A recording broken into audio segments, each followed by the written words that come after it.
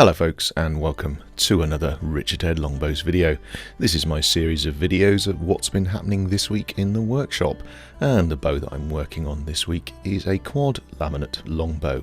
This is a Victorian style longbow. We normally do triple laminates, which is 3 pieces of wood. So in this one we've got bamboo, Pequia, Degame, and then Lemonwood. You may know Degame and Lemonwood as the same thing, but the Degame was actually something that was available a long time ago, and this particular piece of Degame, or as I say, perhaps Lemonwood, is actually from the old company of Jakes, who used to make longbows, and we were very lucky when one of their factories closed down a few years ago. We were able to go in and actually get materials that were from, well, a long time ago, decades old material, so we were able to purchase some of that and use it in our bows. The first thing I'm doing here is actually marking down a centerline on the bow here. That's on the Lemonwood, which is the material that's available to us now. As I say, being able to purchase material under the name of Degame, it really just doesn't exist anymore.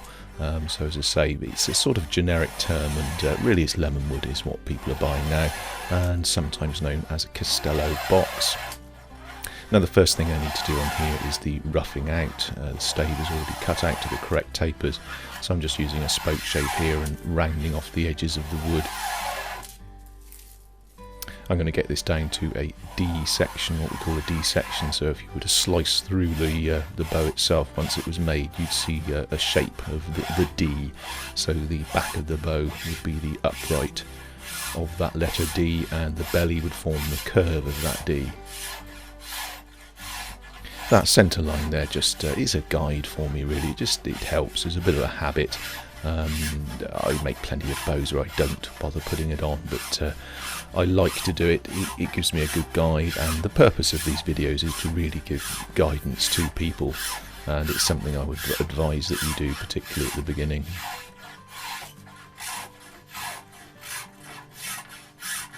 Normally with these videos I do them completely in real time. I set up 2 cameras, as you can see there. I've got one on the tripod and obviously the GoPro on my head, which just gives you a real viewpoint of how I'm viewing everything, and yeah, the importance of certain hand placements are more easy to see, and how I'm using the tools when I'm actually using the GoPro gives you a better idea of what's going on.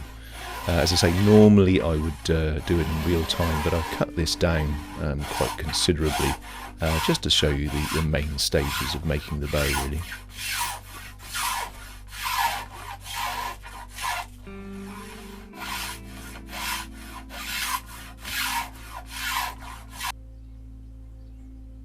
Here's a close-up using the other camera of the handle section, which hopefully shows a bit easier the rounding effect of the belly, and slightly into the side there and into the other materials that we've got in the bow there.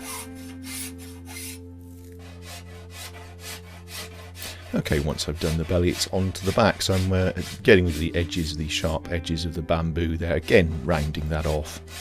I'm just using a rasp here.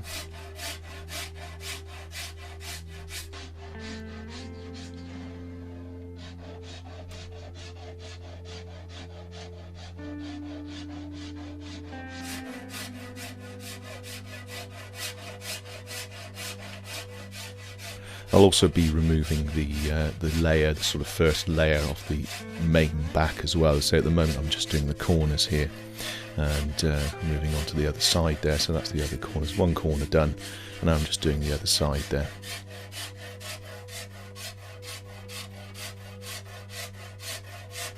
A little hint here with the bamboo, as you probably know, it's a very durable material and very sharp.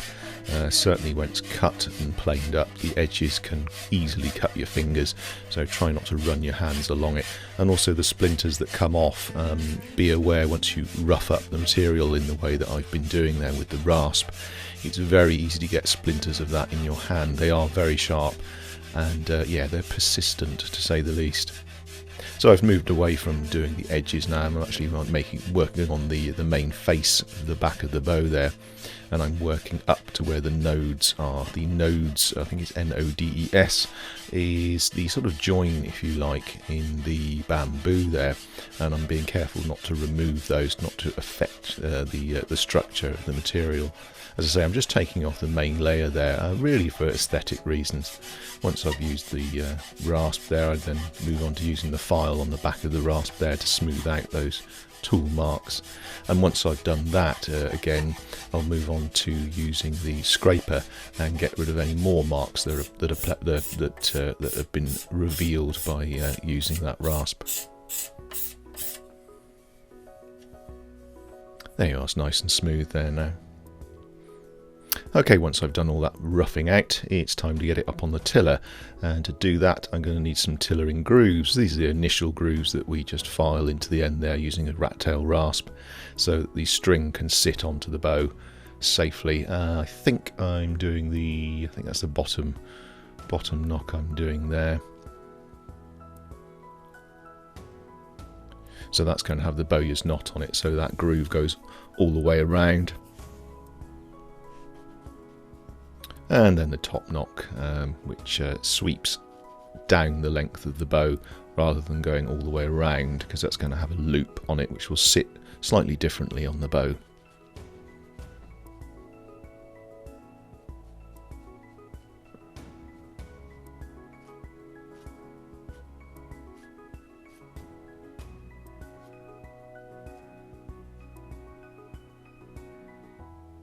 There we are, that's finished and ready for the string.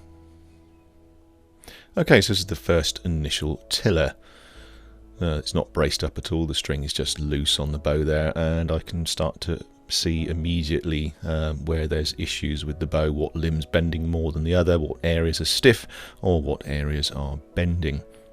I've done plenty of videos on tillering if you want to see that in more in depth, but I'm certainly going to show you here all the stages that I went through, finding what areas needed working on those areas, putting it back up on the tiller and seeing if it's made any difference. So this is the initial tiller, and I can see some areas there that are obviously stiff. As I say, it's the first time it's gone up on the tiller there. So certainly at the handles, either side of the handle, it's very stiff, and the tips are quite stiff as well. And also one limb is bending slightly more than the other on there. So I've braced the bow up a tiny little bit there, just to have a look, and I can already feel there's a bit of a twist in the bow there. You can see where the string's pushing over to one side. So I'm going to put it back up on the tiller. Now I've put a little bit of brace into the bow. There's probably a couple of inches, and I clamp that back onto the tiller and have a look and see if I can see anything different. The thing with bracing up a bow, the shape changes greatly from it being completely unbraced and the string just being loose. So it's a good indicator. You can start to see more once the bow is braced up, but you don't want to race ahead. You need to do that very gradually. So I've only done it a couple of inches here, and let's see what difference that's made. So I'm doing a few tentative shorter draws there. Again, I don't want to draw it too far down the tiller there. The tiller is marked with draw lengths on there, so I'm only going a few inches at the moment. And again, it accentuates the things that I could already see. So you can see that the handle, there's probably 3 or 4 inches either side of the handle there isn't doing much. And again, the tips are fairly stiff on there. And there's a few other areas on there, I don't know whether you can see them. So there we are, I'm pointing out a stiff section in that top limb there, which almost goes into mid limb. So from as I'm showing there, from the handle section to the mid limb is quite a stiff area. And there's also discrepancy between the two limbs. But sometimes it's best to work on one thing at a time. And also we're at the very beginning of tillering here. I'm just showing at the bottom limb there, there's the tip from probably 3/4 of the way down out towards the tip is quite stiff. Now, for those of you who've watched my other videos, one of the things that I do is, it's probably personal to me, it's not something you have to do, but it's certainly something that I do, is I know that when I fit the nocks, which are also, they're quite nice actually, the nocks I'm putting on this, I won't tell you what they are till the end, they're a bit of a surprise. They're another thing that gives this bow provenance. Not only have we got that wood from Jake's, but The nocks are quite interesting as well. When I fit those nocks, I am going to be reducing the tips, so the overall shape is going to change of those tips anyway. So I tend to leave them a little bit stiff. You probably saw me using the plane there to get rid of some of the lumps. I could actually feel a lump in that area that was stiff in that limb there. And now I'm just getting rid of those marks from the plane with the rasp again. And then using the scraper there to get rid of those rasp marks. Now the thing is with this type of tillering is really to do a fairly small amount at a time. Certainly when you're a beginner to bow making, you don't want to rush in and take a lot of wood away. Once you've taken it away, you can't stick it back on, as the old adage goes. It really is best to do a fairly small amount at a time. Because I'm experienced, I'm used to using the tools, I'm used to approximately what amount of movement I'm going to get in the bow from the amount of wood that I take away. I can be a little bit more gung-ho. And also you build up enough experience to be able to say, okay, right, I need to do this area, that area and this area, and I can remember to do what area it was on the bow by my eye, by seeing it on the tiller in my mind still when I've taken it down from the tiller. Here I'm putting it onto the bench here so that I can actually flatten the bow out and get rid of some lumps. So I'm doing a bit towards that tip. That'll be on the bottom limb that was stiff. I don't mind taking some out towards the tip area here because it was so stiff moving away from the end. It wasn't just the tip, it was moving to sort of towards the mid limb as well. So I've taken some off again with the plane there, and again back to the rasp. Okay, so we're back up onto the tiller now, and we'll see whether that's made any difference. That bottom limb's moving a little bit better, and there's a bit of movement in that stiff area that was in the top limb there towards the handle, though it's still not quite right yet. Again, with tillering, say if you watched my other videos or had some experience in tillering, once you've done some work on the bow and got it back up on the tiller, it's always best to draw it a few times. Don't just put it on there, draw it once and think, oh no, nothing's changed. You need to work in that work that you've done. You need to allow the wood to bend in those areas where you've removed wood. So drawing it a few times helps. But I can still see, as you probably can as well, that there's still that stiff area, particularly in that top limb. The bottom limb is curving round quite nicely now. But we've still got those stiff sections in the handle section as well. You can see I'm alternating from drawing it and holding it at the drawn shape as well. Okay, so I'm going to clamp it to the table again.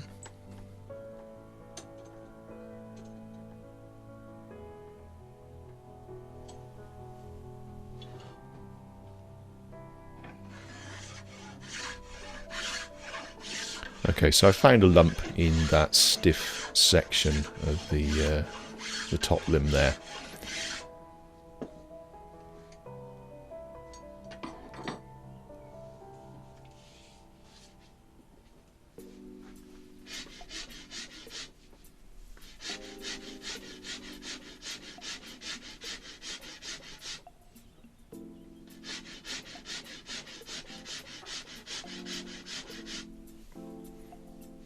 I'm working on that handle section now, so that's the dips, the Buchanan dips either side of the handle, so those are the stiff areas.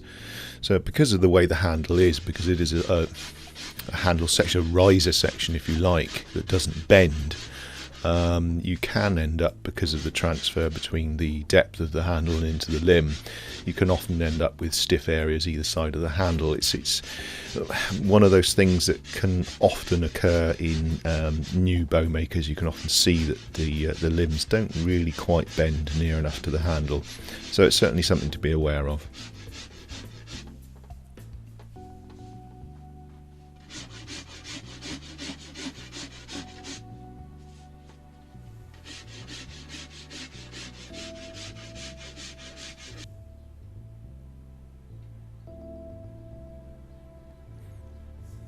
Okay, can you see any difference there? We've got it back up on the tiller.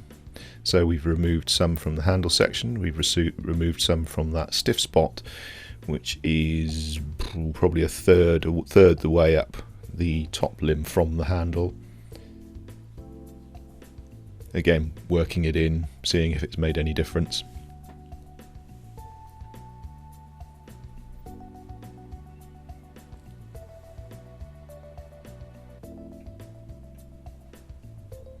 I feel confident enough now that I can brace the bow up a little bit more, so I'm going to do that.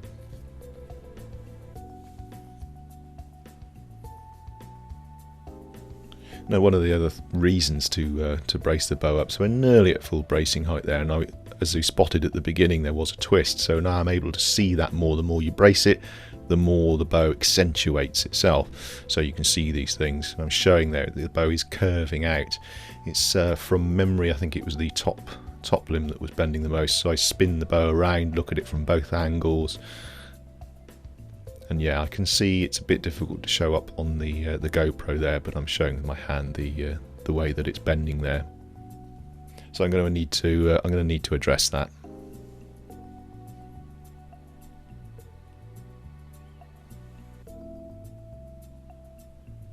Okay, so we're nearly at full bracing height here, and we've got it back on the tiller. I'm using a little wedge there in the right. That isn't the bow that's broken, that's a little piece of wood, just to get the bow straight onto the tiller there, so that the handle actually sits straight, because it's slightly bulged. It doesn't always sit straight in the cup on the tiller. So I'm pointing out there the bottom limb isn't bending as much as the top limb, so removing that stiff area, that lump that we had in the top limb, has now means we end up with that top limb bending more and the bottom limb being stiffer.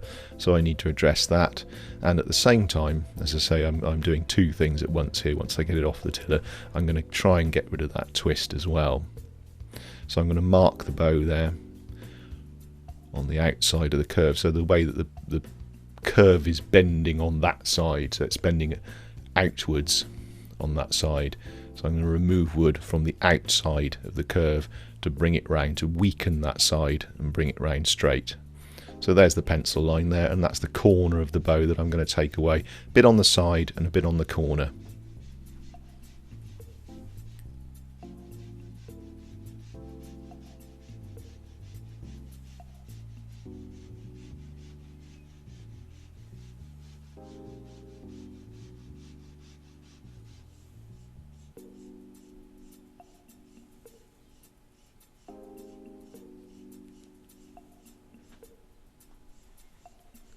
Now I'm quite cautious here with dealing with twists, even with the confidence that years of bow making brings. With twists, it's hard to know how much to take off that's going to bring it round. If you take off too much, it starts twisting the other way, and then you're in a whole world of hate, or hurt even. Whole world of hurt, because you start twisting to the other side, you then have to take more off again, and you end up with a limb that's bending more, etc, etc. Okay, so we're back on the tiller now. So I'm going to, mainly here, I'm going to be working in that work I've just done to see if that twist will go, and also see if the bottom limb's bending anymore.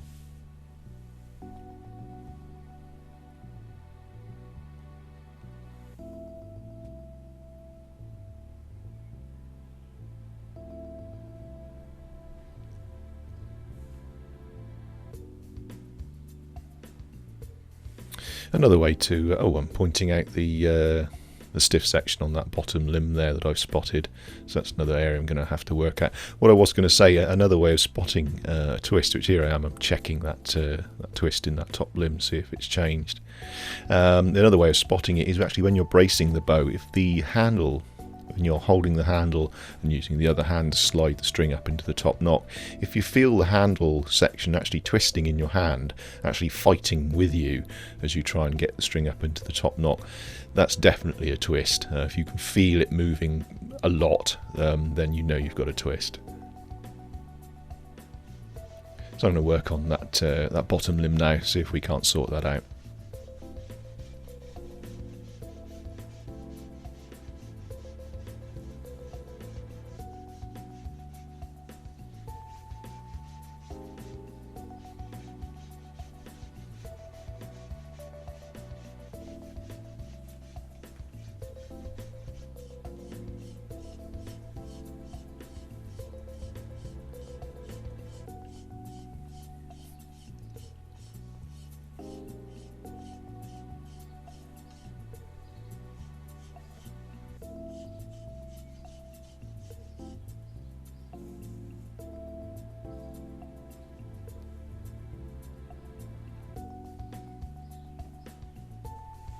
Okay, let's get it braced up again and back up onto the tiller and see what we can see.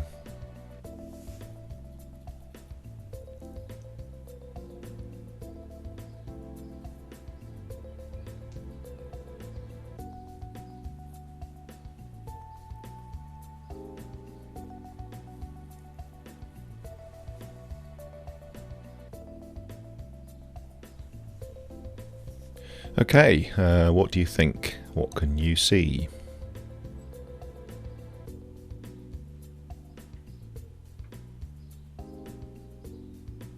This is what you've got to get used to doing. Being able to spread your vision, as my father always said, to almost be able to separate your eyes so that you're not looking in one place, but you're looking at the whole bow. It's something that takes practice, that's for sure. Okay, so I'm happy with that now. I'm actually going to work on finishing off the bow here. I'm going to start putting in the arrow plate. So I'm finding a piece of suitable mother of pearl here, because I'm happy with the bow the way it is.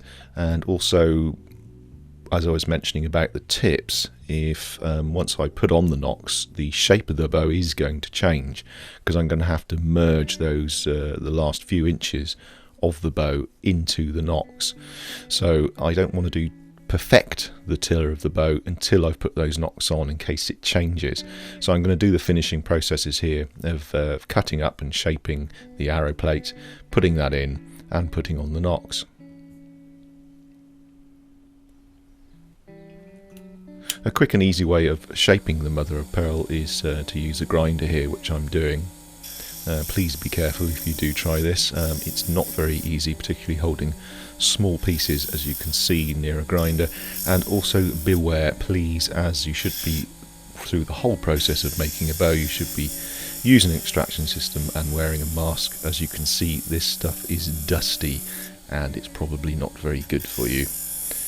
I also open a window as well when I'm doing this as well, try and encourage most of it to go out of the room. And it smells, which you may find your partner might not like.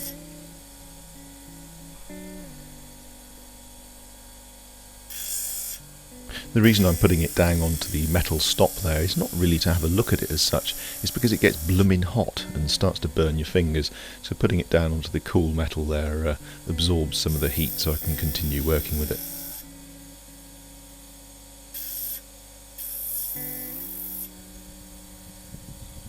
With the type of bow that I'm making, which is a lady's bow, there's not a lot of meat in the limbs, so I need to get this quite small, and you will have to do that with any bow you make. You need to get it to the right size. It's sort of part personal preference and part practical. Obviously I will have marked on the bow, which you'll see in a minute, where the arrow will actually sit. Okay, so there you are. I've marked across there from where the top of the handle is, so I've got the base point of where it's going to sit, which I'm butting it up to there, and also that other pencil line, the upright pencil line going from top to bottom, is where the arrow actually sits. So I've done that by bracing up the bow and putting an arrow into the bow and looking down it and seeing exactly where it's touching. So I'm making sure the arrow plate covers the central part of that area, and then just marking round it in pencil. And I'm also going to mark the piece of mother of pearl so I know which way up it goes. And then we can start setting that in by using various different tools. I'm going to score around the area that I've marked there as deep as I can do. Again, probably like a lot of the processes really, it's probably an obvious thing to say, but any time you're using a tool on a bow that's nearly finished, or at a point where any slip or mistake that you make with the tool could end up changing it dramatically. So this is another one of those things you need to be really careful, have a really steady hand, and try and work towards the handle as I'm doing there. So if at least I slip, I'm only going to go cutting into the handle section, which will be A, covered with the handle, and B, isn't going to affect the tiller of the bow. If I slip and go the other way to try and remove that mark, I'm going to be removing more wood, and I'll end up having to balance that out by taking the same amount of wood away from the other limb, and also it's going to reduce the weight of the bow, which at the moment is obviously heading towards what we want.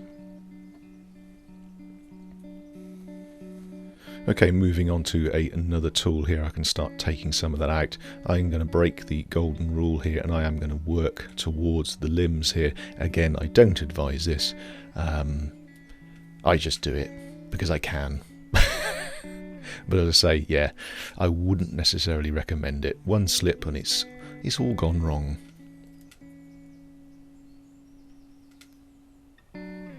Again, if you're interested, there is a in-depth video on setting an arrow plate in. I'm not going to show the entire process here. I am going to cut and edit this so that it doesn't take quite so much time. But if you want to see a video, I'll put that in the description and you can have a look at the whole process of putting that in.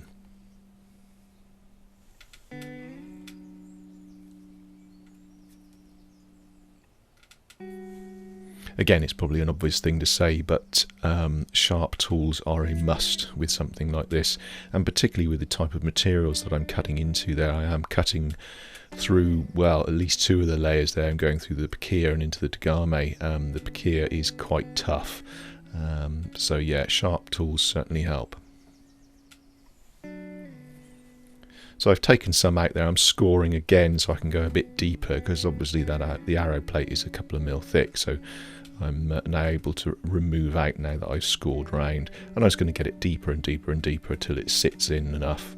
And obviously also I'm going to need to check it for size. So once I've taken enough out, I then will apply the arrow plate to that hole and see if it's the right size and adjust from there.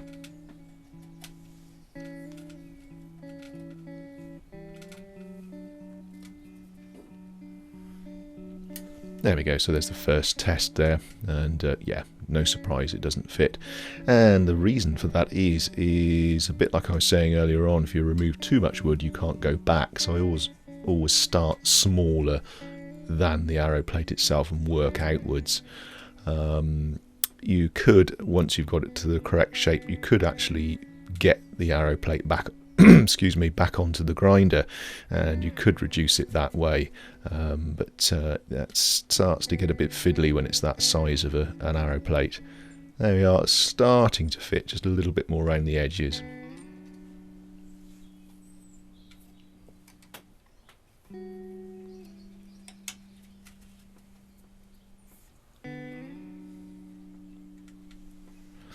Yeah, it's nearly fitting now. It's probably just a bit top and bottom, and that should go in.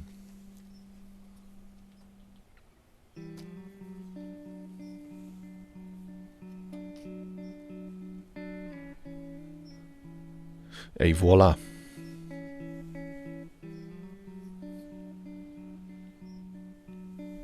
And here's the nocks that I was telling you about. Now these are antique nocks. These are actually from Pearl, who were a longbow maker of old, and they had a factory, and well, again, we managed to get hold of some original nocks from their factory when it closed down. So this bow is going to have lots of antique materials in it. You can see there I've put a cross on the end, which is the centre of the limb, so I can work down to that in a cone shape to try and match the cone shape of the inside of the nock. Now, because I didn't make those nocks, they are antique nocks, I don't know what shape is inside, so I'm going to have to use a little bit of guesswork. Okay, so it's getting to the approximate shape that I'm going to need there. So once I've filed this down, now they want to apply the nock to it and see how well the fit's doing.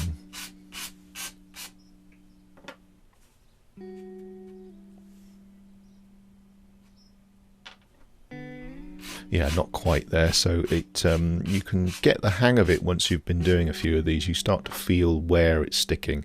So at the moment it's actually the opening of the nock. You see it's rotating, so I need to actually slim that slope down back from the top there. So I'm working on the top section, working back towards the slope.